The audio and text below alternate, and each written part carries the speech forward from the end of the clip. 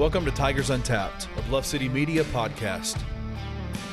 Stepping up to the microphones are your hosts, Trey Lasley and TJ Willis. Pull up your chair, grab your favorite brew, and enjoy the conversation. Now, let's get to the show.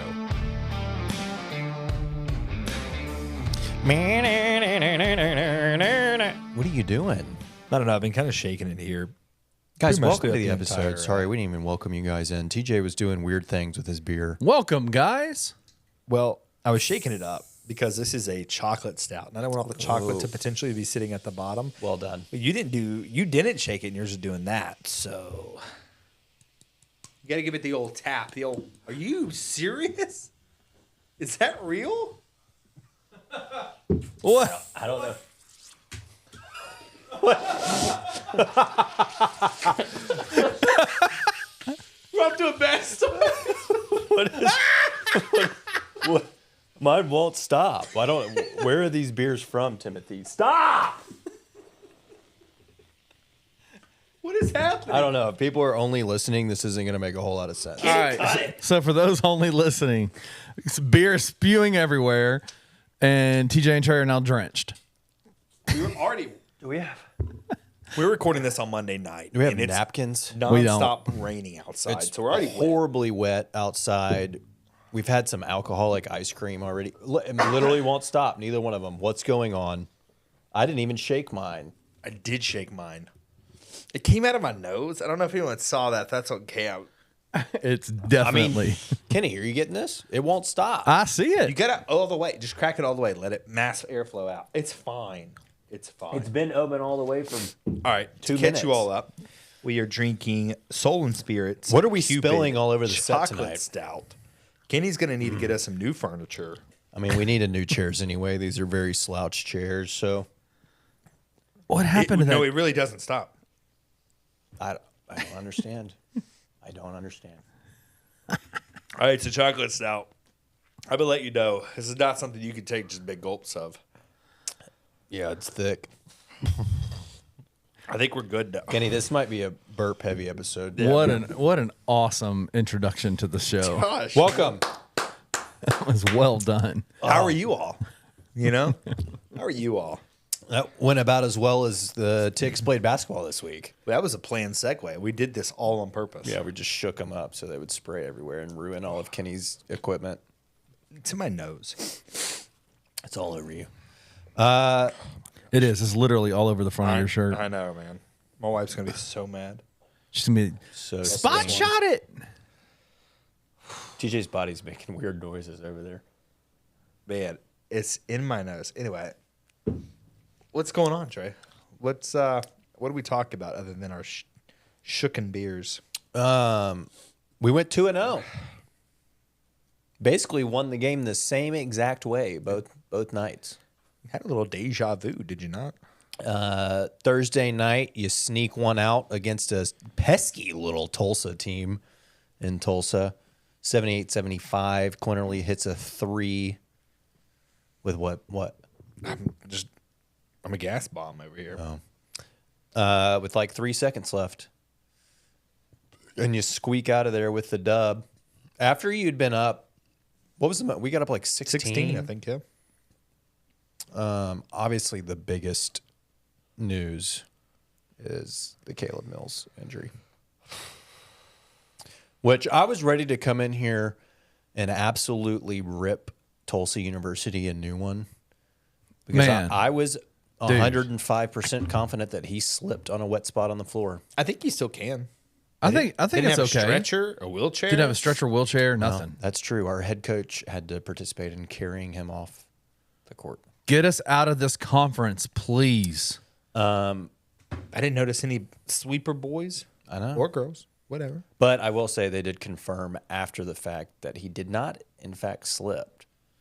His knee just, which Bursted?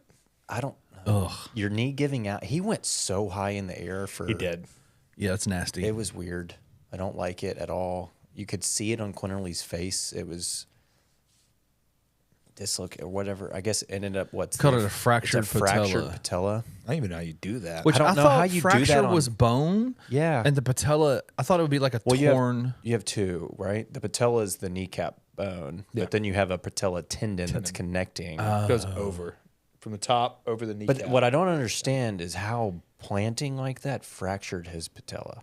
Was it a combination of his knee giving out and then the landing that did it? It's a combination of a wet floor and his knee giving out. Yeah, I don't know. I don't know how you fracture a patella without blunt force, Right. if that makes any sense. But I mean, I've dislocated my kneecap twice, and both times Doing what? playing football and playing basketball. Both times were a blunt force injury. yeah, like where the- it knocked it out. yeah, that makes sense though. This was a fracture. I've seen without- when I was a freshman in high school, we went down to Mumford and played a baseball game. A guy that was a sophomore, I was in 8th grade. This guy was a freshman. He swung so hard and missed so hard at a curveball that he dislocated his kneecap on like the whiff attempt. Sounds like something I would do, honestly. It was disgusting. Yeah.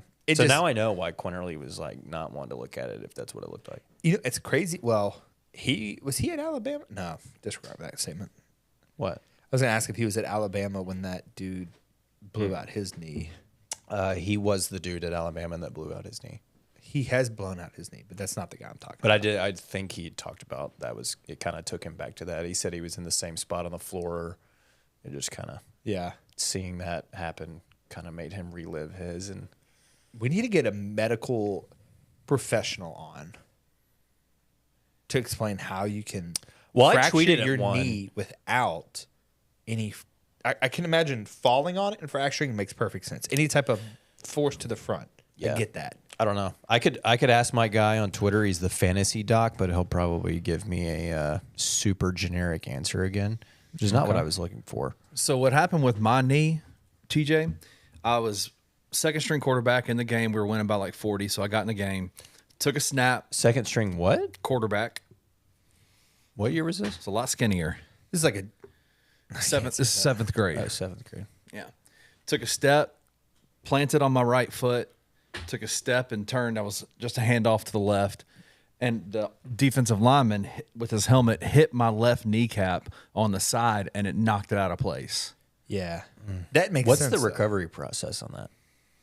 I guess they just pop that bad boy back in. Popped it in place, and I had to. But a lot of stuff, a lot of like Yeah, but you tendons can't and just stuff. come right back. No, well, I think some have, but like mine had some like pretty severe tendon stuff and ligament damage done to it as well. So I was on crutches for a while. Yeah, I tried to. There's a family sports medicine doctor out there, Jesse Morris. He's got a pretty big following on Twitter because he does this he mainly NFL professional, I guess. Really, he'll do NBA too, but he just kind of watches games and he'll try to diagnose the best that he can based on what based on what you happened. see. So I tweeted the video at him and was like, "Hey, what do you think happened?" Because a lot of times he'll be like, "Oh, that's probably a strained patella tendon. He'll be out for 4 to 6 weeks or something." Right? Literally watched the video and said, "Wet spot on the floor with possible knee injury," and I was like, Nailed it. "Thank you." Thank Got you, it. Doc. Thanks a lot. Is this guy a real Thanks doctor? for describing that to me as if I were blind and hadn't watched the video. Cool. So you want to come on? Let's talk further Just about for that. all those of you who are blind, wet spot, possible knee injury. Yeah, I mean, I was fully expecting him to be like, "Oh, definitely patellar tendon, maybe tore it, and his career could be over or something." You know, like I don't know. Sure. But he was just like knee injury and possible wet spot on the floor. I was like, Nailed it. awesome. All jokes aside, it is truly an unfortunate situation, right? I hate it's- it. I think everyone agrees that he was the glue guy for this team. Right. for the It's most not. part. It's not like you're losing a ton productivity wise. Yeah, you're not losing an Ian Granja type of player, right? Or, I mean, just for Memphis, like even David Jones. Yeah. Right. Like, that's not to say that Caleb's not as important of a piece, but like production wise. But from a glue standpoint, I mean, he was playing like 25, 30 minutes a night. He's a senior leader on that team. Sure. Like, I would argue probably your best defender. yeah. I mean, I mean, I don't think that's. I think he could guard 1 through 4 comfortably, maybe even a 5, depending on who's there. Right. That's a lot of versatility you're losing. I mean, I hated it. And you just hate it because it was his last year. It's his last year. He came here to do something special, right? Sure. Make a deep tournament run, and now, like, all of a sudden, one play. I mean, and we were 75 seconds from halftime. Yeah. And he was so close to just shooting that 3. He just shoots the 3, and it never happens. I don't know. It just sucks. But with all that being said, I mean, Jalen Young, I think Jaden's taking some of those minutes. Yeah, But, I'm curious what they do with that kind of going forward. Like, is I mean, this Penny's, a situation where Penny's you're a gonna see big Carl? field guy, right? He's going to, like, do it game by game, how guys are playing, what the game is looking like. I mean, he said that repeatedly. He's not going to come out and just be like, yeah, Caleb's out, Jaden's getting all the minutes. Yeah, I honestly am curious if we start I mean, you know seeing who's Carl not more. getting the minutes is JJ. For sure. He did say yesterday, and we'll go back to the JJ stuff, but he did say yesterday that he wanted to get Carl and JP some more minutes. Yeah. But again, like, that's a feel thing, and it's like, when do you do that? Yeah, You know, if we to go to the SMU game, if we had been up 30-15 in the first half, maybe that's a spot where you throw them in there, give them a little bit of run. But unfortunately, we were down 30-15. and it's just such a big difference. Not to disparage Carl or Jaden or anyone like that, but you know Caleb has the ability offensively to come in and perform very well for you. I mean, we've already talked about him defensively, but you know, even if you compare apples to apples, Mills is a better defender than Carl. I mean, they're just two opposite ends of the spectrum in terms of maturity, physicality, just experience at the college level in general. And Carl just doesn't have that offensively. I mean, you can see it on the floor. Yeah, I mean, I think Carl is definitely limited right now offensively. Super limited. Just not even in terms of skill, but in terms of just IQ out there. Yeah, like right. you just see him and you're like, you're a freshman. and Pierre as well. Like, he Same came from way. the D2 game. It's not as fast as the high D1 level. And I'm not sure he has it. Like, yes, he has intangibles in the sense that he can facilitate to an extent. He has shown the ability to consistently knock down a 3 at the lower level. We just haven't really seen that, right? We haven't really had that sample size yet. So, Yeah. you know, perhaps this is another situation where we can get those early game minutes for him. And then the second half, they buckle down and kind of go with some of those proven guys. I think it's pretty clear you're going to see Jalen out there a lot more. Sure. I think. mean, the only big difference is Jalen is clearly like 4 or 5 inches shorter than Caleb is. Yeah. But I mean, Jalen deserves it. Yeah. I feel like he does. I mean, we've talked about it before. I think we talked about it to begin the year, but he just makes those, like, winning plays that it felt like Alex would make at times, right? Like, I don't know, a steal when you need it, or getting a layup at a crucial, like, I don't know. He's just, I feel like anytime Jalen is on the floor, good things have happened. He's got that dog. Yeah. Got that dog. I mean, he's definitely one of the only ones that I feel like is going as hard as possible at all moments. That's probably fair. I do think he kind of gets burnt a little. He'll gamble. he gambles a lot on defense. On some things, Yes. and he gets burned a little bit. But Yeah. I'm okay with that. High risk, high Yeah, reward. it's worth it most of the time. Yeah. So. I mean, you don't have, it's not like we have the whole team doing that. So for him to do it, it's not. Sure. Well, on A lot, defense, a lot on of times defense, it's not detrimental. on defense, David Jones likes to gamble quite That a bit is- too. Yeah. Well, we gonna do? yes. We gonna do. I think he likes to gamble offensively sometimes as well. Yes. That Good heat dude. check shot, that heat check 3 he had yesterday was Wild. When you're that feeling was- it, you're feeling it. That was man. a heat check if I've ever seen a heat But check. if it And goes in, but it didn't even hit Yeah, it did not- anything. I don't think it touched a single thing. I know. He had 2 air balls last night, boys. And there were so many air balls inside FedEx Forum last night. Jourdain airballed that free throw. I was secondhand embarrassment is real. Did he have 2 air balls? Just David one. Jones? Yeah, David had 2 air balls, one in the first, one in the second. You guys think he's going to be conference player of the year? I found this out. I read the stat. He's led the Tigers now in scoring 11 straight I was games. literally just looking That's at that. And I was going to impressive. ask TJ what he thought it was at. What I thought is that we were going to have a Do you- different roster. Do you know who the last before David Jones to lead us in scoring was? got to be Javon, right? No. Jordan Brown. I thought you knew, Kenny. I was asking TJ. Jordan Brown.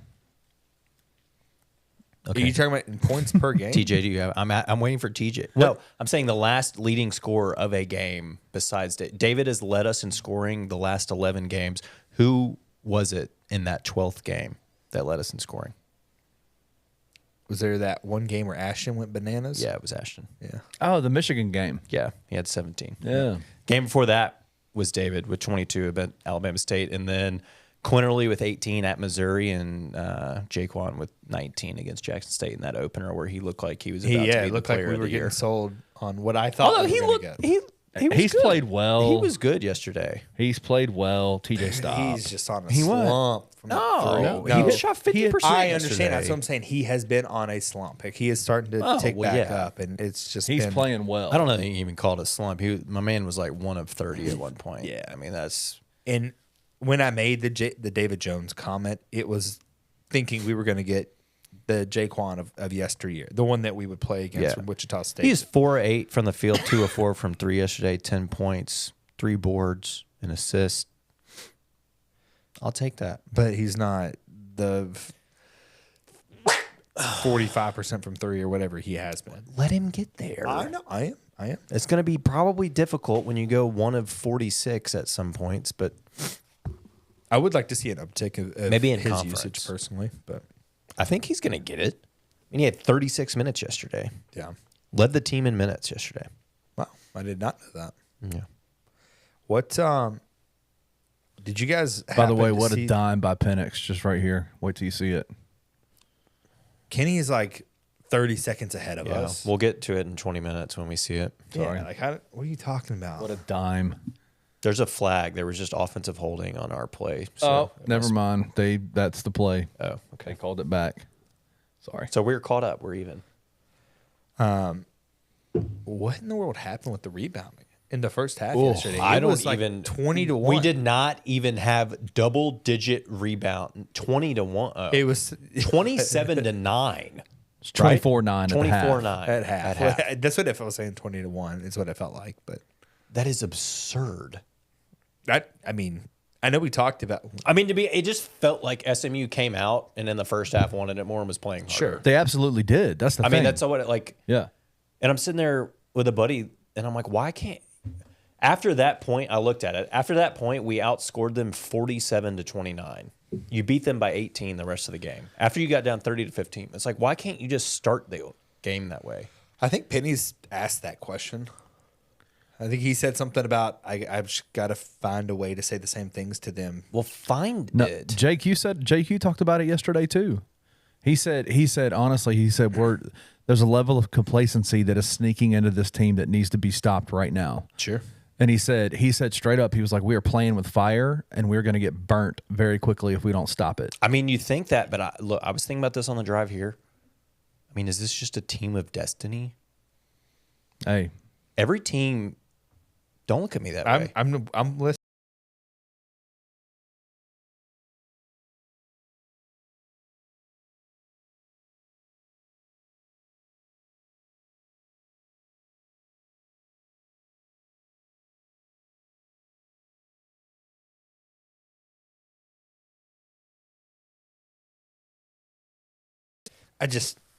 I think we'll learn a little bit more when we play.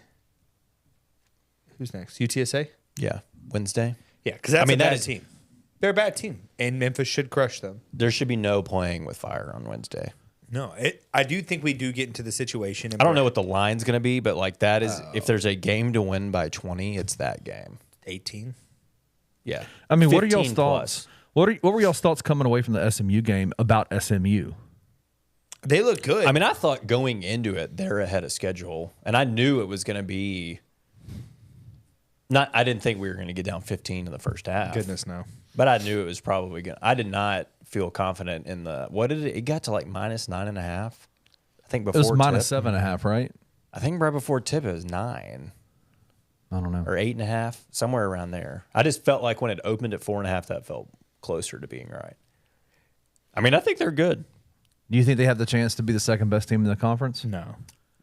I don't know. Dude, Florida Atlantic is struggle city. I think if Memphis rebounded relatively well, which we did in the second half. I know. I'm talking about in the first half. I don't think it was that type of game. I think Memphis. Well, is the other probably, thing it's is, a flop of the score. We're up 10. SMU also shot 3 of what were they? 3 of 21 from 3. Terrible. That's what I'm saying. Like if Memphis were able to rebound, Well, I'm just saying relatively well. If SMU hits a couple more threes, we'd probably still lose. Not Maybe. still lose. We I know what you don't mean. come back and win. I don't know. They got a lot of second chance shots, and I think that's something that we probably normally wouldn't give them. Like that was by far, I think, the worst rebounding performance we will probably see all year. Yeah. I mean, that was bad. That was bad, man. It was really bad. That first half was What did it rough. end up being? It was 43-35. So you came back and 43-35. Yeah, you made it within 8 after being down almost 20. 15 at half. Jesus. Yeah. I do think that offensively, we've got to figure some stuff out. Like I know Penny lets them kind of play with some freedom and things like that, and kind of let them do what they do. But at certain times, it gets pretty brutal out there. Like you'll see David Jones kind of goes into black hole mode at times, and he's very talented, so you kind of have to be okay with it because he's gonna make it more times than not. It feels like, but just going straight in at 3 guys when it doesn't work, it's like what? Yeah, he goes in straight at 3 guys, gets blocked. I mean, it's the worst. I think the thing that was frustrating me the most about yesterday's game in particular was that they were just over dribbling into the paint, and SMU just they would sneakily double team the paint. Yeah, they were double teaming the mess out of us, and we turned the ball over like 6 times off that. And I'm like, stop dribbling so much. These last 2 games, turnovers for sure have been a problem. I mean, the SMU game, what did we say? You were up 14-15. You shot 50% from the field, but you turned the ball over 21 times. And then yesterday was turnovers again. I think you had 16. Yeah, you shot poorly from the free throw line. I mean, we've been shooting pretty well as a team all year from the free throw line. And yesterday we were, I think, below 50. We were at 50% maybe. I mean, it does feel like, in terms of 52% yesterday, free throw line. Limiting Memphis, it seems like it's relatively easy to play defense against us, right? Yeah, you just force us into ISO, and then it turns into the one-on-one, and that's where we start struggling. When they start trying to go ISO that's where we start turning the ball over, missing shots. Go under every screen, every time. Force us to shoot from deep. It seems like that's what teams are doing. They're trying to tell us to take that 3 shot, and that's the thing. It's not great, Bob. Let me look at it. I know yesterday he didn't shoot well from 3, and I think Tulsa, it was kind of the same. David's cooled off from 3. Well, I think he was a little hot. He was hot. I mean, considering he shot unrealistically hot, 26% last year or something. It's not looking good for the over, by the way. I told you guys the over wasn't the lowest number, by the way. Yeah, he shot exactly 16.7% from 3 the last 2 games. That's pretty bad. 1 of 6 both nights. He has currently 2 of 16 in his last 3 games from 3. Jeez. But again, that's a guy who has the ultimate green light. I don't think you can get to a situation where you say, "Hey, David, I need you to cool it off from shooting threes." I don't think give you him can the freedom say to that. go. Yeah, I don't think I just don't think you 100%. can say it. So you just got to kind of take that for what it's worth. Who are the guys on the team right now you think have that freedom? Oh, it seems like JQ in the last 10 Quinterly. seconds. Although he does not execute. I mean, he doesn't utilize it as much as I feel like at times he should. He said that yesterday too. He was asked that. Why don't you get involved in the games more? And he was like, I'm trying to figure that out myself. He's like, I'm trying not to be the guy that takes too many shots, but I'm like, sometimes we need it. Yeah. Right? Like there have been multiple times this season where it's like he could get to the rim at any point in time that he wanted, and he finishes. Like, has he missed a layup at the rim all year? He missed one, but he was fouled. He got the hell fouled out. I mean, his ability yesterday. to finish around the basket contact, yeah. amongst. I mean, you're seeing the Jelly fam come out in him. Honestly, it really is remarkable. I guess we just got so used to watching like Alo and some of these other guys miss and just blow layups that I'm like, Every used to having a guard. This is what it feels like to be able to make layups. This is amazing.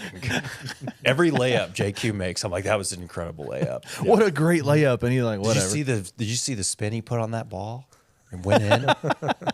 It's great. It does sound, we're joking, but at the same time, it's pretty nice to have. I mean, how many bunnies? Back to that. Can he at least through halftime, he had no points. I want to say it was like 13 minutes in the second half. Holy shite, that was a doink, and it went in. That was maybe the most ricocheted extra point field goal attempt I've ever. Did you see that?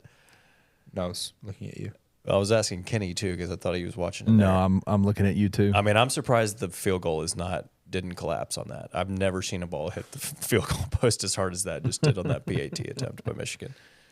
Somebody in the crowd may be dead. I mean, that ball ricocheted so hard. Yeah, I feel like it took almost. I mean, I know it wasn't this deep into it, but it felt like it took till like halfway through the second half before Quinterly started like making an impact offensively. Sure. Did he not have any field goals in the first half? I am fairly certain he had 0 points at halftime. He ended the game 3 of 12. Did he hit all three? I think so. Yeah, didn't he have 10 points yesterday or 11? I think it was 11. I'm pretty sure he scored all of them in the second half.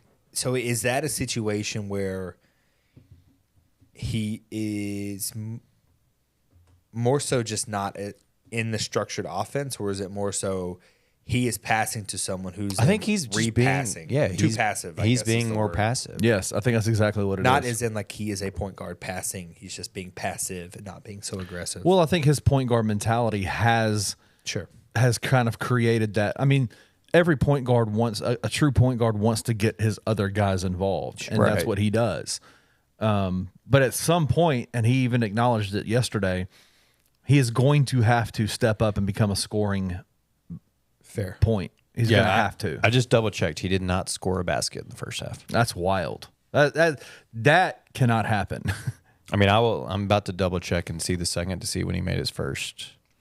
And I wonder if that's something we see change with more of Young being on the court at the same time. They played together, you think?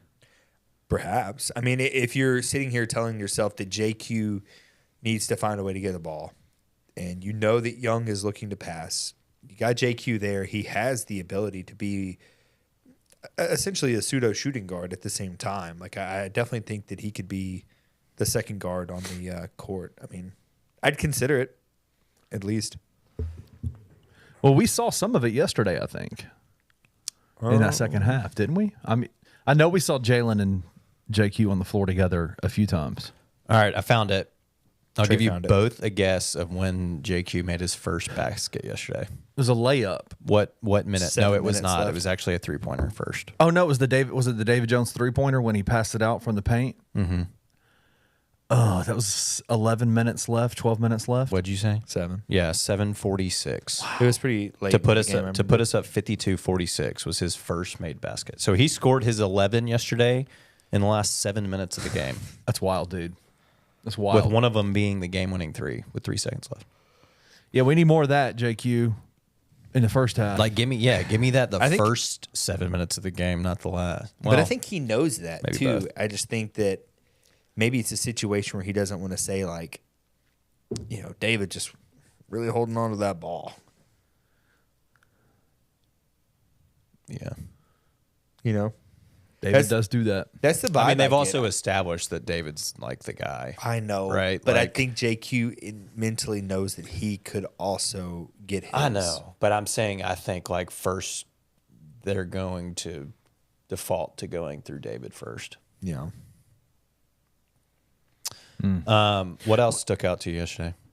Obviously, it was Nae'Qwan's worst game since he's been here, which is, I mean, to play a team that's as good as SMU to pretty much not have him for he played 13 minutes. Yeah. So you don't have him for more than half of the game, and you still are able to come out and win that one. Do you feel like they're utilizing him properly? Yeah.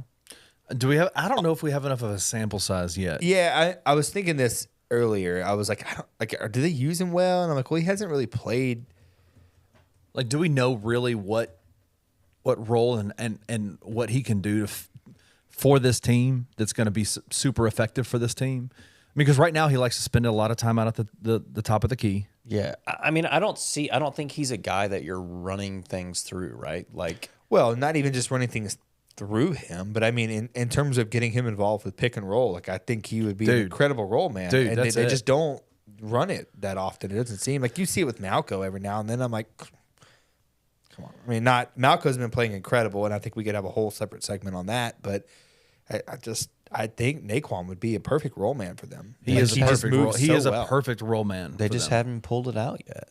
And maybe they did it twice yesterday, and both times were dunks at the rim off the roll. That's what he does too. He does not a deep one. He does not get denied at the rim for the most part. Like he just goes in so hard. We're talking about finding ways to get JQ. I mean, he can also obviously pick and pop, right? Like he doesn't have to roll to the basket. He Exactly. can pop out and you set the screen and then you just take that step back and just a little short mid range. I think that they could get him involved more, and I think the issue we're working with now is just not enough repetition with the guys and really trying to learn the offense. I mean, he's just playing ball. What are we at this talking? point. I mean, it's not even been a month, right? What do y'all think? Let me ask you this: based on what you've seen, would you rather it be would you like to see him and Malco on the floor together more, or him taking Malcolm's place and playing with Nick on the floor more?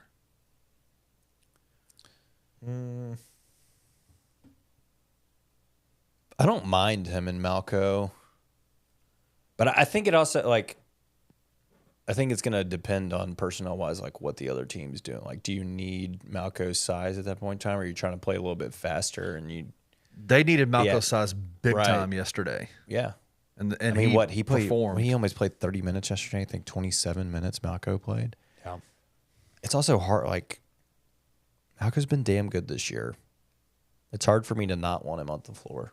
I know. I tweeted out the Malcolm redemption running tour the floor has been great. too. Like, it's just that's a dude that we have seen struggle. That right-handed finger roll he had on the left side of the basket for an and one. He had that dunk. Like, we could have a whole highlight tape of things that he's done. Oddly enough, several of them in space at the top of the key playing defense. But I said that yesterday too. He's so big, dude. He's hard to get around. Him switching onto those ball-dominant guards and holding his own up there has been wild. Yeah, probably because he had to play against ALO in practice for so long. I'm just like, it shouldn't. He shouldn't be able to guard a guy like that. I mean, that's as one off here or there. I feel like he very consistently is holding. Like, sure. I cannot think of when he's gotten beat doing it. I mean, what was it? Harris, who's their little guard, or Felt? One of them yesterday. Did it try to take him to the basket, and he just sent that shit to the first row? It was Phelps. And I'm just like, what? His ability to stay in front of them and still block that shot is just insane. Yeah, I mean, again, he's just been great, and I think that's good for Malcolm, right? Like, I mean, this is a dude that has just been hurt. He's just, people have talked about his energy, and he just doesn't look like he wants to be here. He went to the transfer portal, and he kind of came back, and there's just been a lot of highs and lows. So it's nice that his final year is him shining. Has been a lot of highs so far. All right, we got two this. I'm not going to mention the metrics this episode. I'm all out on them. Do it. I want to see Kenny throw something at you. I've changed my merch from metrics matter to metrics are dumb as hell. I like metrics matter, but not until March. Metrics matter, parentheses, in March. Nice. Up until then, it really doesn't matter. We got the 283rd. Here I go. 283rd ranked UTSA Roadrunners coming to town on Wednesday. Follow it up with a trip to Wichita on Sunday. That's gonna be a good game. Will it? I think they're kind of cheeks. Well, I think we've gone through that before. Who did they lose to? Temple yesterday? Yeah, they've lost 4 in a row. What are they? Where are you metric? I'm not going to look at the one that starts with an N ever again. Well, if you look at the one that starts with a K, they are 137th. Their best win of the year is Richmond. Oh, okay. They beat a ball club that is not ranked and is just named Friends. Which is, I don't know if that's in reference to the cast of the television show or if that's just like a group of friends that made a basketball team and played collegiately. Was that with Chandler or without? I would say without. Too soon? Sorry. Okay. I'd say without. So I would anticipate this is another 2-0 week. I mean, I guess going to Wichita, You could assume that. it's a tough place to play. Like we say, I mean, it's time to start beating people. I do think this is a stretch of the schedule where you have technically 3 games, not to dive too much into the USF game, but you have a stretch of 3 games against conference rivals that you could do some damage to, I feel like. I mean, these should be 15-point wins.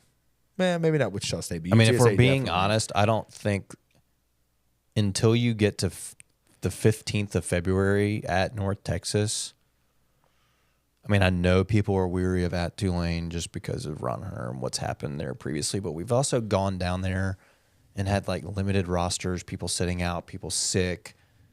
2 years ago we went down there and played like 6 people. Sure. I mean, realistically, That was the Josh Minot game. Yeah, from where he here went off. From here until February the 15th, I mean, you don't play a top 100 Ken Pom team. Yeah. Like, Everyone's good, though. That's the problem, Trey, is that everyone's I mean, so it good. is. We saw it this weekend. Shit. It is difficult to win on the road in college basketball. A wise philosopher once told us, everyone's good. That he was a wise philosopher, which is amazing because literally every team that we thought was like a resume, even our good, quote unquote good losses, every team lost this weekend. I mean, I don't know what the odds would have been for you to make a parlay of every team that we've played on You our would have made schedule. serious money. But Yeah, you it's not probably looking good, would have Bob. made a lot of money on that parlay. And I may dabble in it this weekend I would try it. just to see. Yeah, just to see. Because that's his life as a Memphis fan. It's clearly written in by the basketball gods. If you've played Memphis, you will lose You will multiple games in a row. immediately turn awful. Yes. You still have Clemson and A&M. Yeah, but Clemson, who we were talking about 2 weeks ago to win the ACC, is now sitting at 1-2 in the ACC. Yeah, but they lost to UNC, number I know. 8 team in I'm the just- country. I know. It's early. It's early. I know. I'm just saying. Doesn't change the fact that now they're. I mean, that's probably not a sitting bad at, like, loss. That's not a I'm bad yeah, loss. It's not at all. You know, you guys are talking about getting us out of the conference, but the American has 1, 2, 3, 4. Does the American get enough love? With SMU, UNT's looked pretty decent. I mean, I mean, Charlotte just beat Florida Atlantic. Florida think that Atlantic's the was best team in the country, apparently. more of a Well, fluke funny than you guys anything. bring that up. You know who is now the betting favorite to win the conference? It's SMU, right? They're not even remotely close. We're at minus 115.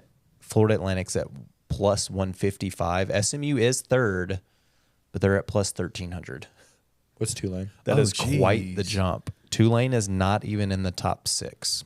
Wow. That's good. I got to go way down the list. They're 7th at plus 6,000. That's just rude. That's too late. That's rude. Ron Hunter, man. What are we talking You know about? who's 4th? Charlotte. Charlotte? No, UNT. Yeah, UNT. But, well, they're technically tied. Charlotte and UNT are both at plus 2,000.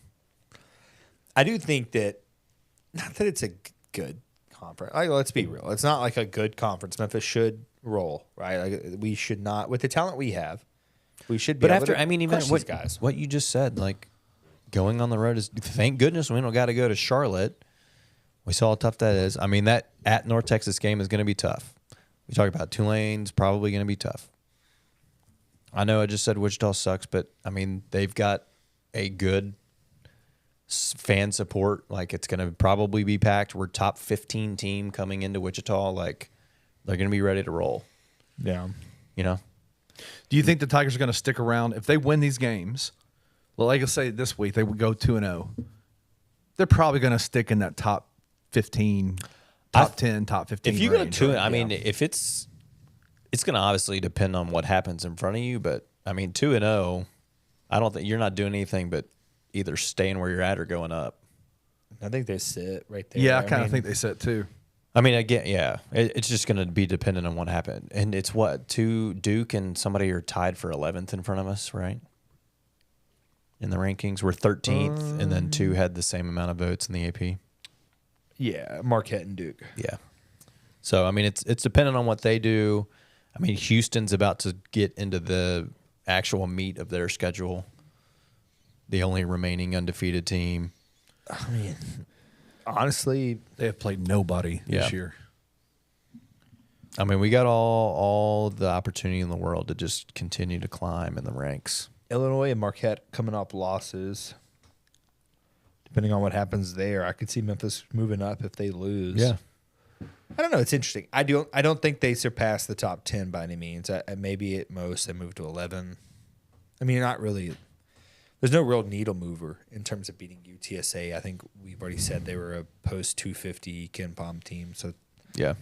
if you're into the metrics, they don't really care about that win, right? Yeah. And I don't remember what we said Wichita was, like 137. Which said Yeah. Where was SMU? They they're are right there with us, I believe. Yeah, 47th. Oh, wow. Yeah. Yeah. Them, North Texas, FAU, us are all we're good. Got a strong top 4 at least. It's better than last year's AAC. Yeah.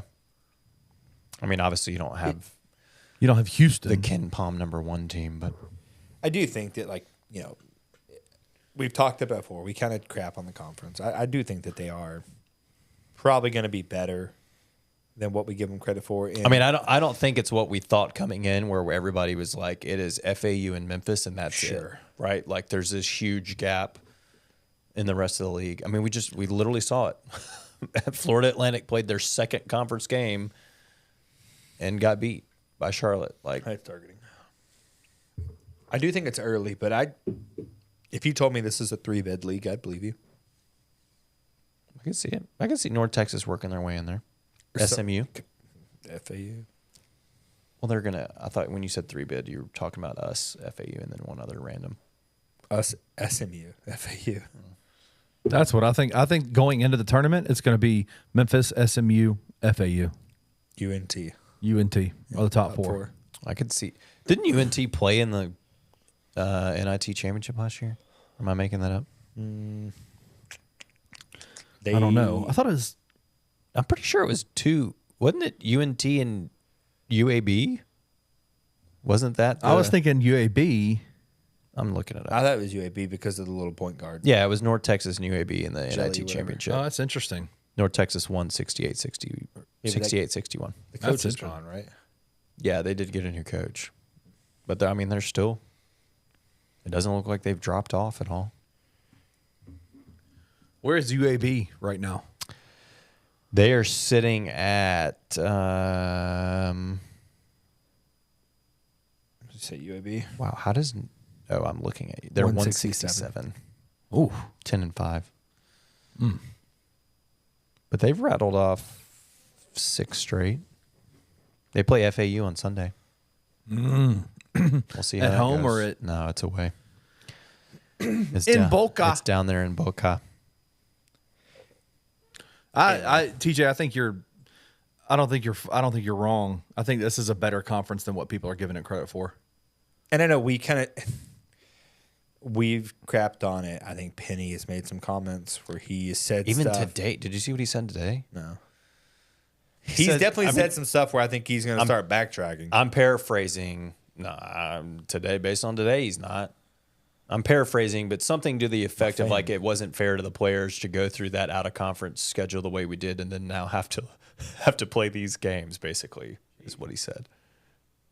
Like to go through that level of out of conference and then have to try to get up for these games. I'm like, well, my guy, you should probably not say stuff like that. I'm pretty sure that was on his radio show tonight, and it was, I guess, in reference to UTSA, and I guess he was just talking about Tulsa and Austin Peay and like Now going UTSA coming here. I guess, dude. I would maybe take a David Jones heat check on the things I'm saying right now. You're going to the final seconds against teams you have no business going to the final seconds. Maybe, but that's what he's saying. He's saying it's because they're not.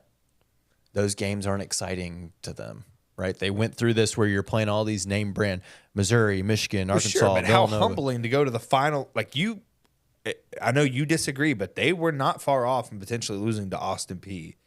Vandy is not a good team, and they disagree. You disagree? I said I didn't disagree. And how long did I mean? There was some. I think these last Vandy. 4 games have been humbling to say the awful. least.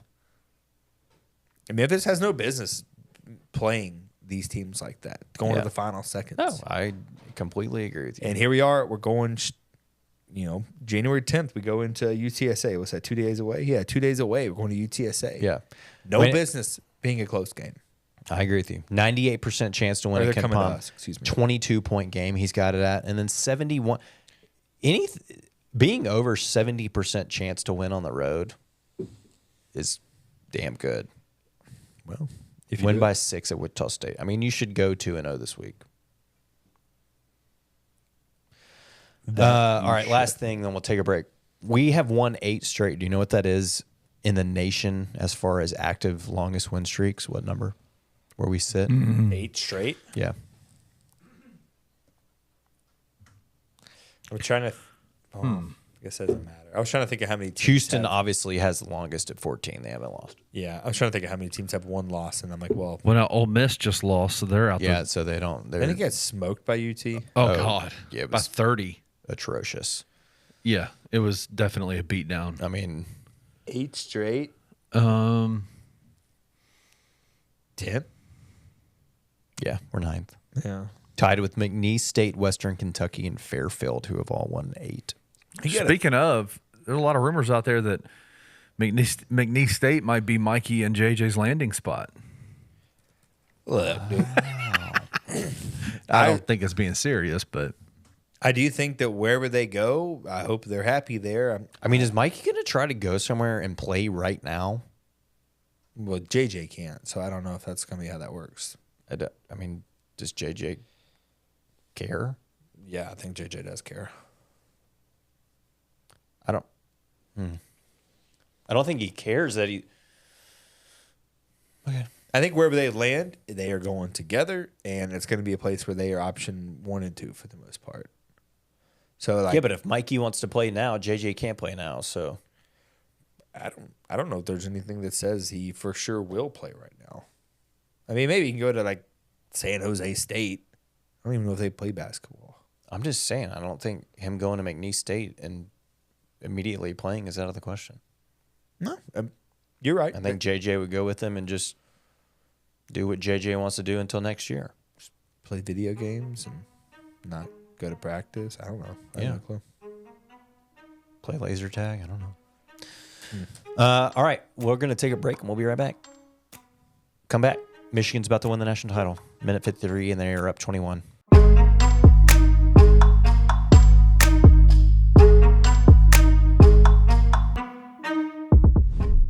People want to project their beliefs and their perceptions and mold somebody to look like they want them to look and act like they want them to act, man. Thing about it, if somebody gonna dislike you, they gonna dislike you regardless of what you do, dog. You can sit here and be the nicest dude, singing carols and everything. They still gonna talk about you. So with Ja, I think it's his swagger. I think it's his attitude. I think it's his confidence. It's almost like they trying to break him. They like, man, he's too hip hop.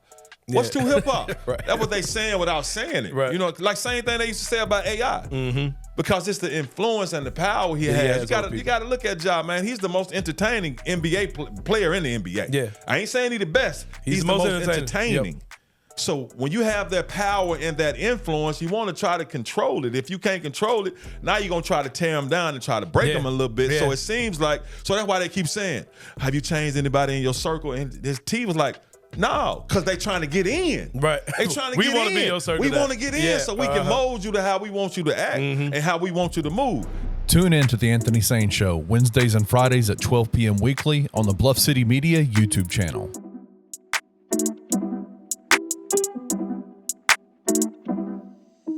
J.J. Taylor and Mikey Williams are both in the transfer portal. You and I personally kind of been clamoring for this for a long time. Let's call it what it is.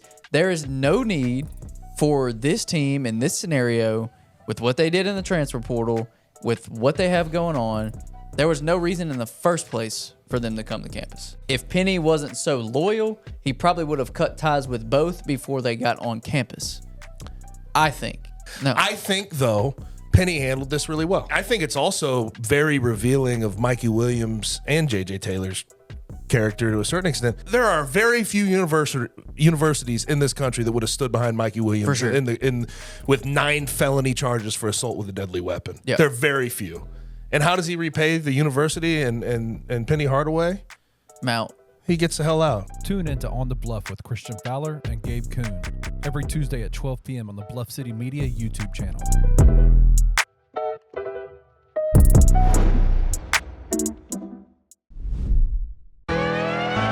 Walk up in the life. Yeah, I'm really him. Talking my shit like I'm really him. Hold up. Look, walking this bitch like, hey. Yeah, I'm really him. Talking my shit like, hey. I'm really him. Don't believe. Welcome back. Michigan just won the Natty. Side note, we won't be able to record on this date next year because we will be playing in the college football playoff semifinals. That is hella optimistic. I would like to place a bet on that right now. Can we do it? I'm right there with you. There's a future on that, I'm Just sure. dabble $10 on it. I mean, we could do a live Tigers Untapped from the semifinals if we wanted to. Now we're talking. I'm not opposed. Now we're talking. Live from the hotel room like you and Christian did. We're going to do better than that. That was awkward as hell. In a tornado? Was that the freaking wind blowing No, that was wildly? the post game. Was that where post-game? the banner wouldn't stay up. Dude, I thought you guys were about to get bumped away. Bro, let me tell you, man, that was in the early days of BCM, and we were struggle bussing in terms of trying to figure out how to best do this thing. Hey, it was good. We tuned in. They like, took off their shoes to weigh down the banner at the bottom. Poor Mason got lifted up in the air, and we had to pull her back down. They were using painter's tape to try to tape Yeah, it to man, the it was brick. rough. Painter's tape doesn't stick to brick. Rough. The Tigs got their guy, Timothy. You know, I think we talked about this, and we both openly agreed that Hankins just seemed. I mean, it felt like that's the way they were going. Yeah, it I've just said seemed like he was before. going to be the outcome. You were getting defensive guys committing without having a DC named, and I just feel like that is not something that would. I mean, I don't know. If I'm a player in that situation and I don't know who my primary coach is going to be, I'm waiting. right? Like I'm not committing. So I Yeah. feel like they were being told, "Hey, They were telling him we got our guy. We're going through the bowl game. We're going Yeah. to make it seem." Not. I'm not saying that they didn't do a full process. I'm just saying like we're just not announcing it yet. My understanding is that they did reach out to people. Oh, I'm to not see saying if they were didn't. interested. I mean, it and was a just month. seemed like Hankins was the best possible fit. Right. I think they. I mean, I think he interviewed people. I think he talked to people. Yeah. Hankins fits. We've talked about that before. Like he being Silverfield is massive on fit. I mean, we've said it. I'm not gonna lie and say that like that was my number one. I have been saying for weeks that I wanted that entire side of the football staff gone. I didn't want anyone back. But The only position group that was at least it didn't happen. So to find the positive in it, Sure. we've had damn good linebackers. Yeah, I mean, if you think back since he's been here, I mean, you were talking J.J. Russell, Zay Collins, Yeah. Tyler Murray, Jeff. And look, Chandler. if it was an interview for the bowl game, I mean, I shoot. get it. You gave up 450 through the air, but to implement schematically something new with 8 practices and to be able to pull it off and be as effective, like that was the most pressure we've gotten on our quarterback all year long. It's not even about And arguably probably one of the best offensive lines that we played all year, right? Like you looked like a competent defense that was able to move around. Like Yeah. all season long, we've seen just stagnant defensive line play outside of a couple bursts here and there. Yeah. And like there was movement. There were linebackers getting in the backfield. We set a record for the number of tackles for loss. That's partially because Chandler Martin's a robot. Just a Is a beast. monster in like every way. It was doesn't make created sense by how good he AI. is. Exactly. And part of it is, I think, created by AI. it was ASMR. It seemed like the scheme was working.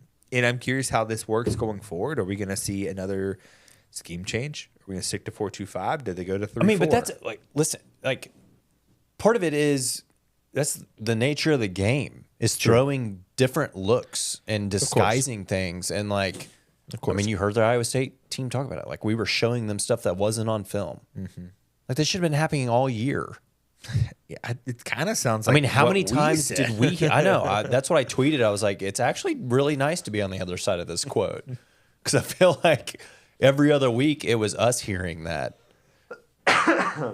So, like, if he's shown the ability in one bowl game to do that, to throw different looks out, to put things out there that teams weren't able to just see on film. Like, let's go with it. We got our guy. I'm going with it now. I think one thing that's, and this may rub people the wrong way, but I think one thing that you can account on by hiring Hankins is maintaining some of those defensive players. I know. I was going to mention it because he was obviously the choice that the defensive team wanted. And I mean, shoot, even the other coaches on staff. Yeah, I feel like everyone's been think very excited about we're that. vouching and excited. And I get it. A lot of people are I'm one of them, very against the players making a decision. Sure. But in a sense that, like, are they going to go out there and play hard for it? And I listened and read some quotes from Hankins, and I'm not saying that he was throwing Barnes under the bus. But he said something to the effect, which made a whole hell of a lot of sense to me. Like, he was basically describing putting in the 3-3-5 and kind of the different looks that they were throwing at Iowa State. And he was like, at the end of the day, we are teachers. That's all that we are, right? And if I can not just tell them what we're doing, but explain to them why we're doing it, and then they start looking at things and they can understand why we're doing it, they're much more bought in. Sure. And then everything clicks. And I'm like, It's clearly a shot. right. Yeah. I mean, I was like, one, yes, that is absolutely a perfect description. But two, I took it as like, okay, Barnes would install stuff and the team wouldn't understand why they're doing it necessarily, or didn't fully grasp what they should be doing, or Sometimes simplicity wins out. Like you can't. oh, absolutely. As a linebacker, the ball is hiked and you're watching the quarterback. Then all of a sudden, a receiver's crossing your face. Am I supposed to run with this guy now that he's inside? Am I supposed to drop back? There's just a lot going on, and it could be a schematic thing. Like Barnes was just asking him to do too much at the same time. So you never really know. Or, I mean, again, just even asking them to do stuff and they don't necessarily understand why they're doing it. And then if they're not really understanding it, it may not be successful. And then they're still, that even doubles down on like, why the hell are we doing this? Yeah. And to Hankins' point, it's like if you explain it to them, they get it, they fully understand it, they go out there, they execute it, and then they have success in it. Sure. Then they're really bought in, right? And they're playing their asses off and they're having fun. And like, so I'm like, just a little of what I've seen so far, I'm in. And that's why I think on this date in 2025, we will be in the college football playoff semifinal game. Damn, did y'all see the news? What? Did you see where Quinshon Junkins went to? Ohio State? Ohio State. Yeah. Damn. Speaking of Hankins, for those that don't know, Memphis versus Ohio State in the semifinals next year. You heard it here first. Breaking news from Kenny. He was actually the defensive coordinator at Martin for a hot second. Looks like he led the OVC in scoring defense, allowing only basically 20 points per game. And just to put it out to Nathan Chester, that's a good thing.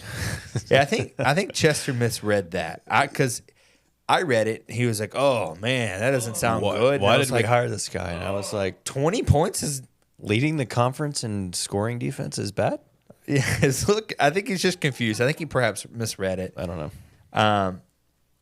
I mean, obviously, they also led the conference in pass defense efficiency, red zone defense, defensive touchdowns, sacks, turnover margin. Like, not sure why he didn't keep the job there. I think maybe it was actually a pay raise for him to be linebacker coach at Marshall. I think that's where he went next. Yeah. Or maybe it was a clearing a staff. Jumping up a division. But, I mean, yeah. I mean, looking at the sample size we have of him as the DC, looks like it's a good thing.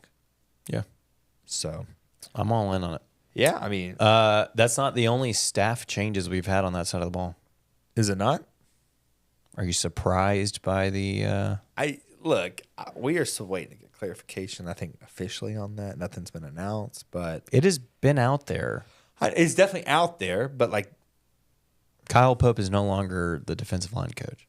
I don't think he's even a coach. Like, I don't know where he's at. That's what I'm saying. He's gone. Yeah, and I'm not against the call. Like, the defensive line is Been so very talented, but, like, underwhelming. you wouldn't know. I mean, all we talked about was the depth that they had there, the guys coming back, and it was. I mean, we said it. The most pressure, the best they've looked was 2 weeks ago. Sure. He was still In a Laredo. coach. Well, Yeah, I think that is was true. more about scheme there, though. But I do think it was interesting for this news to break after the portal closed, because it's kind of like Pope's Interesting. no longer there, and he's like, "Oh, sorry guys, portal's closed. You guys are going to be stuck with us until spring practice rolls around." Get that new position coach in there and Yeah. win the kids over so they can Exactly. They get the new Interesting, guy in, or- give enough time to learn. play the game. I mean, I don't know what happened. Intentional. Don't let me lie to you. It could be a situation where his contract is up. It was. Yeah, I don't know. I don't It could know be if a that's situation if where he it just wasn't very good at his job, seemingly. I don't know if it's a know. Ryan decision. I don't know if it was a Hankins Maybe he's decision. going to Mississippi State. I don't Maybe know we're if he losing took another another D-line job. coach to State. I don't know. Who's to say? But I don't. At the end, I don't hate it. We know you don't hate it. You wanted everybody gone. Yeah. I mean, if we had even just a halfway decent defense, we probably would have won the conference this year. It's probably true. Probably true. I mean, if you can have a top 70 defense beat with the SMU. offense, if you had a top 70 defense, that's not asking too much. We've only done it like twice, but yeah, it's not asking that much. I mean, that's not even top half. That's fine. It's just an anomaly for Memphis. I know. I'm just saying, top 70 with the offense we had, and we win the conference. 2019, probably the only ones that are higher. I mean, in those years, I could say the last 40 years, and I think that's still true. Odom had defenses here that were 13. Yeah, it was year of 13. Trust me, I looked at this before. And you said what, 13 and 19 are the only times we've been top 70? I think so. We've had some bad DCs. Yeah, Chris Ball was atrocious. And you got a head coaching gig out of it. Well, Adam Fuller would have been good, but he's only here a year. yeah, that one. I mean, he's good at Florida State. Yeah, he is. That one translated pretty well for him. So, What could have what are been? you gonna do, man? What are you gonna do? What I could have am been? curious to see who gets the linebacker coach. Who's gonna fill that spot? That's technically open now. The D-line coach is open. There's room for an improvement there, without question. Right now, I don't know if that's a situation where Hank's going to be able to pull in his guys. Does Ryan already have someone in mind? Like, kind of what's going on there? I think there's a conference. I think it's next week, maybe this weekend or next week. I can't remember. I think we'll get some news on some of the position coaches probably within 2 weeks, sooner rather than later on that. Sure. All right. Outside of just Memphis conference realignment, there's been some rumblings all over the Twitterverse. Our boy, Xverse. Our boy, MH Fur. I don't even know how he's connected. He's got sources that are in the TV executive world or something, but he's talking about this merger. TJ, you heard anything about a merger with the Big 12 ACC leftovers and the Pac-2? We've heard it, but it just seems weird to think about, right? It does. The latest, he tweeted today, the Pac is trying to get and retain their AQ status. I mean, they're going to have to add some teams. I don't know what the number is. I can't remember the number, if it's 6 or 8 on how many teams I you don't have know to that add. they're having to add. I think what he's alluding to is a merger of the Big 12. Florida State breaks away, and whatever 3 or 4 teams go. Hey, before you go too deep, AQ means automatic qualifier, right? Right. So for the college football playoff, right now, I think technically it is still 6-6, meaning the 6 Power 5. Well, the 5 Power 5 and the best group of 5 conference champions get an auto bid. Sure. And then 6 at large. They're in the process, and I don't think it's already happened, but they were about to vote to move it to 5 and 7. Mm-hmm. So the 4 Power 4, and the 1 non-Power 4 conference champion get an auto bid, and then 7 at larges. Mm-hmm. If the Pac were to retain their automatic status, it's got to stay at 6-6. Yeah. Well, unless you're kicking the G5 out. I think the idea is the G5 does not. My logic here is that the G5 is not going to be a thing, really. Well, if there's a merger, I mean, that's what I'm saying. I so think, what it sounds like is the Big 12 ACC leftovers, whoever that may be. So let's just assume Florida State, North Carolina, I don't know, Clemson, Miami leave. Yeah, whatever. Merge with the Big 12, including the 2 remaining Pac schools. Mm-hmm. And then within that massive conference, which is pushing 30 teams at that point, ends up splitting, whether it's 2 and an East and a West, or if it's a West, a Central, and an East. Yeah. Divides up into larger divisional conferences. It's messy. I think it can work, but that's what I'm saying is I think you're going to get a situation where there's the San Diego State, the Boise. Will eventually go to what is the Pac. Right. Because you have to have a certain amount of teams to be an automatic qualifier. Yeah. You can't be a two conference automatic qualifier. Right? So it's, let's go 30.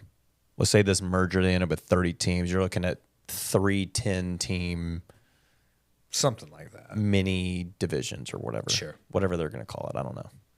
And then the champion of each one of those 10-team divisions gets the auto bid into the correct conference championship. Yeah. And then obviously the SEC and the Big Ten. And then basketball, I guess you would play your 9 divisional teams twice. Yeah, I don't know if basketball gets affected by this. I don't know how they'll work that out. Yeah. This seems like a very Needless much so to a say football thing. that the rumblings are back up with conference realignment stuff, and it sounds like it's getting ramped up. And I would expect. Well, everyone wants to make money somehow, some way. Like how can this be turned into a more lucrative deal? And I think that the SEC and Big Ten clearly have the strongest brands. Sure. SEC just added, or is about to add, Texas and Oklahoma. So somehow it's about to get even richer, right? So you've got to do something different and outside of the box. You just had 2 Big Ten teams play in the national title. Exactly. Like you can't compete with these folks with those 2 conferences straight up. Like you just can't unless someone finds a way to explode on scene. And I mean explode on scene where it's not like an anomaly in 1 year. Yeah. Right. I mean like a Memphis just football dynasty. Yes, something like that. So they've got to do something different, right? And I think this is their shot in the dark on how they're going to. That is a reference to Survivor, if anyone knows what that is. But what, shot in the dark? Yeah, you don't know, dude. You don't watch Survivor. I do not. Face. Get on my face. I mean, I've heard shot in the dark before. Did that originate from Survivor? I thought that was a saying of old. Who's to say? I think my grandmother said that. I don't think Survivor's around then. I don't know. Maybe she's a big Interesting. Jeff fan. I know you just got to do something different, right? And I think that's their way of doing that. I mean, if you have one large merged conference that gets technically 3 auto bids, you're doing pretty damn good for yourself. Okay, but at the same time, what if the SEC and Big Ten merged? Why would they not get more auto bids than you? Because they should. They should. Right? There's no denying that. They should get more. I think it depends on who's in the big. Stop it. I'm just saying. Stop. I think it depends. Stop. I think it. Take it for what it is right now. I think it depends. The Big Ten as it is next year, and the SEC as they are next year, versus the rest of the U.S., Okay. who has the better conference? If you merged SEC and Big Ten together, and then the rest of the U.S. all into one. I mean, probably the SEC and the Big Ten. So why would they not get more auto bets? Okay, tomorrow, sure. I'm just saying, going down the road, I don't know. Yeah, I'm with you. It just seems interesting to think about and what kind of door this opens. Like, I mean, it's open in Pandora's box, that's for sure. The possibilities are endless. We'll see, man. I don't know. Stay tuned. I think things are about to get fun. I definitely think that there's going to be some changing, right? I don't. Do you think the stadium renovations start first, or we hear conference realignment stuff first? Well, we definitely heard realignment stuff. Official realignment. I'm not talking X versus rumors. Well, okay, if you want to play it that way, I feel like renovations are just X versus rumors at this point. There's no ground being broken yet. Wow. It's You drove supposed by to- Simmons Bank today? No, actually. But if they would have broke ground, we would have known about Is it. there a bulldozer out there? An excavator, perhaps? Excavator. If you don't have kids, that was Blippi. Excavator. Hey, dirt. See, no. Okay. See you guys later. You guys don't know. That's one of the bangers out there. Trey, anything else? Nothing but this Lover's Ale Cupid Chocolate Stout. I'm going to let you know it's better going down than it is coming out of my nose. For sure. Once it stops foaming at the mouth, it's actually pretty good. I want someone else to get this. So if you didn't hear us earlier, because we were literally, I'm stained from head to toe. Soul and Spirit's Cupid Chocolate Stout, a lover's ale. You know, it is Soul and Spirits. It's what they do. Their cans, there's the record, and then there's some type of little cover on it. I see Cupid. He's shooting arrows. He's not yet hit a bullseye. Gonna deduct some points there. Unfortunately, Are we sure that that's Cupid? Because that looks like a damn large human. Yeah, I don't know. Isn't Cupid supposed to be like a little fairy? I think it's a close-up view. Like this can looks real big because it's so close to the point of view, but the moment you move it away, it's kind of small. I think it's like that. He is shooting little heart arrows, so it's got to be Cupid. He's Gotta be missed several. You see how many are in the dirt? I do see that. That's concerning. 6.9% bonus points. But given there. the divorce rate in this country, that may be why Cupid's is just not quite as good of a shot. He's aged with time. You know, whatever. It's a whatever can for me, Soul and Spirits. I'm not going to lie. It's fine. 6.3. I don't know. I don't love the can. I don't. Theirs are all music. What Cupid song is this for? It actually says right here no, it doesn't say. I don't know. I think there's a scan somewhere on there you can scan. Oh and yeah, find here it out. is. Here it is. Here it is. Here it is. Cupid. Kenny's old. He should know what Cupid is. Cupid, the Valentine's fairy, Twinkle Fairy. Twinkle Fairy. Kenny's not with us right now. I don't know what he's doing in there. I don't know. No, it's Soul and Spirits, man. They relate all their beers to music. This one's called Cupid. I don't know what song it's in reference to. Wow. Did you know Soul and Spirits was the 2022 Brewery of the Year? I believe that. Tennessee Championship of Beers. They've got some really good stuff. I don't know if you've been to their tap room downtown, but it's very large. Everyone should go. It's very cool. I've never been. We'll have to go. It's a good one. It's a good one. All right. Well, the QR code did not give me more information about this music. If you know what song Cupid is in reference to, please leave it in the comments because we don't know. And if Trey couldn't figure it out, then we probably won't know it by the time. The can is very matte. TJ, honestly, we should have drank this as our Valentine's week beer, but Yeah, I don't plan like that, though. I just grab beers that we haven't drank. it was the last one. Bring 'em up. My can is sticky. I'm deducting points for that.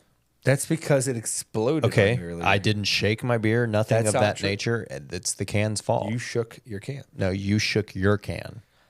Same outcome, though. You actually made perhaps more of a mess than I did. 100% I did. I'm just I wearing think my mess shaking and yours is maybe on the made offense. yours a little less. Yeah, the studio smells a lot like alcohol right now. Chocolate stout. Like chocolate stout. Yeah. 6.9%. It was good, though. I've already given my can. I think I said like a 6.2, 6.3. The beer itself, I mean, it's chocolatey. It really wasn't that bad. It was not. I didn't think it was. Seeing chocolate stout, I'm like, that's not really my style. No, it doesn't sound right. I don't know that I'm sitting around drinking multiple of these, but as a like after dinner kind of desserty beer, I mean, I would drink it again for sure. If I was at the tap room and was just like, whatever, I'd probably get this.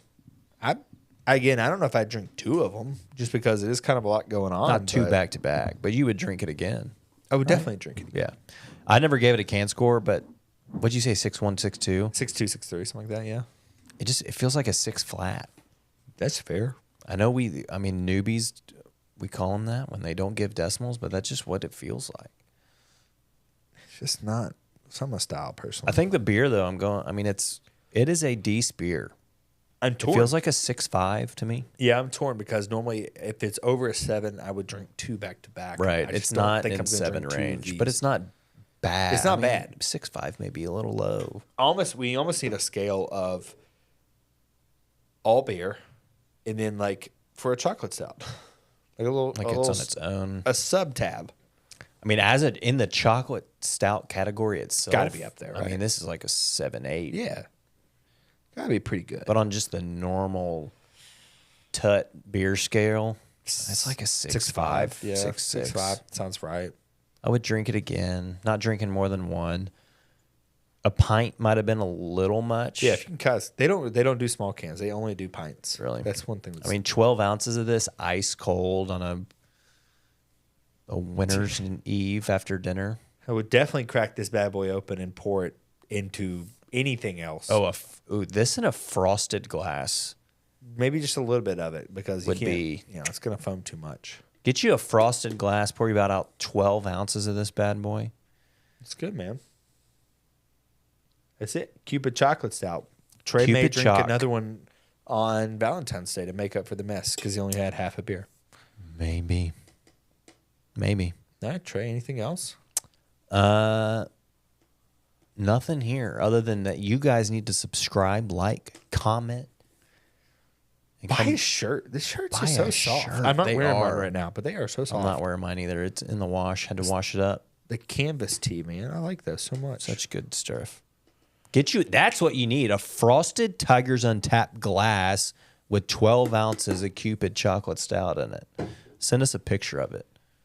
Ooh, we should make that a weekly thing. Everyone just start pouring your beers into the Tigers Untapped thing. That'd be great, man. If you got a wife she likes wine, we got a wine tumbler you can get. It's an option. I'm seeing some kind of. I know. I'm looking at it too. Not really sure what that is. Kenneth, what are you doing in there? There's like a smoke line coming through here. Is something on fire? No, he's vaping in there or whatever he does. No, I hadn't touched my vape in a while. Then what is the? Do you see this smoke? Come in here. Look in this room. We got a layer of something. I thought I was about to. Well, it's gone now. Of course. No, it's in my face. You see this smoke line? I thought Trey did the fart spray. Is the camera picking that up? It's amazing. All right. Come back next week. Bring a cold beer straight for the hot takes. Peace, Michigan national champions. If you enjoyed this episode of Tigers Untapped, leave a rating and a review wherever you download your podcasts. Like and subscribe at Bluff City Media's YouTube page. Head over to www.bluffcitymedia.co for comprehensive coverage of Memphis sports.